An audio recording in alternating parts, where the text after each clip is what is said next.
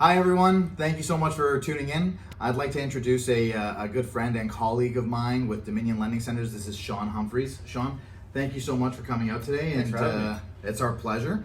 And we're going to actually talk a little bit about the most important questions that I find with mortgages and getting a mortgage. And Sean here is going to provide some of those answers for us. Sean, the first question that I always get asked is, what's a better mortgage type? Is it a fixed or a variable? Yeah, I mean, it's really dependent on the borrower and the client. A couple of years ago, variables were what we were really recommending a lot of the time. The rates were a lot lower. The penalties were lower if you were going to break it on versus a 5-year fixed mortgage. And now we're finding that the fixed rates are much lower than the variables. So I'm finding that a lot of clients are taking on the fixed because there's a guarantee of what the payments are going to be. Absolutely, for whatever the term is, right? Exactly. You don't have to worry about it going up or down. Exactly. With a variable, I mean, it sure is possible that it could go down to less than what your fixed payment is now, but you're almost hoping for a down economy and you're hoping for things to get worse. Yeah, absolutely. And I don't find that a lot of clients are making that bet right now. Okay. All right. Now, again, when I'm out there and I'm dealing with buyer clients, I talk to them about mortgages, and the usual thing that they tell me is that I'm just going to go into my bank and I'll speak to the mortgage broker at my bank, and Sure. and I'll get a mortgage done through them because I know them, they have my money, and you know that's who I deal with.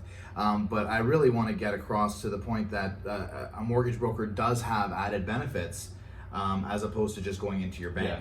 I think a lot of people feel like there's that personal relationship, and mortgage rules have tightened so much over the last decade that there's not really that ability for somebody at a branch level to do something remarkably different than what another branch would be able to do, or another bank altogether would be able to do, just for you walking in the door and starting a relationship. No, absolutely. But I mean, a relationship can be built with anybody. Sure, for sure. And I mean, and that's where we come in. So as a mortgage broker, I work with over 46 different lenders, from some of the big banks to credit unions to mortgage finance companies that compete on mortgages just with. So if I wanted to get a mortgage through my bank, I could actually still talk to you, and you could probably deal with that bank anyways. Yeah, yeah. So I mean, it's really in my benefit to talk to a mortgage broker, because aside from the bank, I'm also getting 40 other potential lenders. Yeah, sure. I mean, potentially, for sure. Yeah. Okay, that's good to know. That's really good to know. Yeah, good to know. Another question that I get asked mostly by buyers, again, like these are the really important questions that we get. Debt.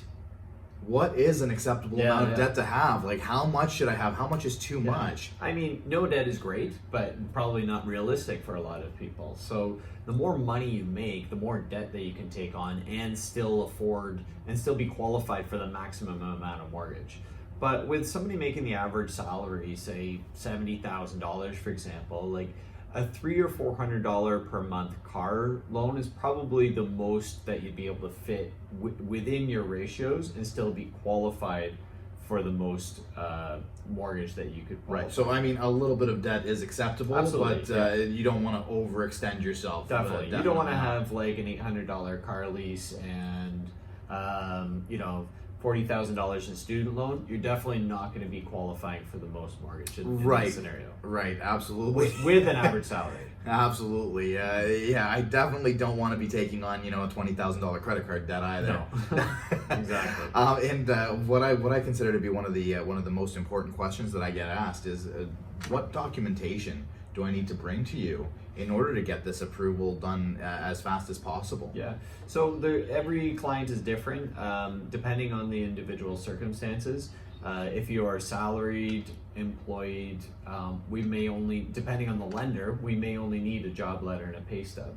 But some lenders may also ask for a T4, some other ones may also ask for a notice of assessment. All these documents are based on what the lenders would be asking for. Right, and then those notice of assessments, those are the ones that come in the mail after the tax season, just to let you know how much you've paid, what you've paid, or what you owe, or what I owe. Yeah. Absolutely. You gotta love those ones. Exactly. And they also want to see that you've paid those taxes as well. Like if you have an outstanding tax balance, you're going to need to pay that before any lender will will lend you money. Absolutely, because you know, you got to pay the government first. That's right. They need their money. Yeah. Now, Sean, you do a first-time home buyer seminar quite frequently. That's right. And I believe you have another one coming up close to the end of the month, February right. 26th. Wednesday, February 26th. Yeah, we're doing Wednesday, wine. February 26th. Yep, it's here at the shops at Don Mills. We're doing wine and cheese at 6:30, and then the seminar is on for about an hour at 7 o'clock. Perfect. And I will be posting a flyer a little later in the month, so everybody can RSVP if they are interested in that. And if you have any more questions for Sean, you can always follow him on Instagram at Sean H Mortgages, or you can follow me at George Nick Real Estate on both Instagram and YouTube. Thank you so much for watching, guys, and call me today to get into your dream home tomorrow.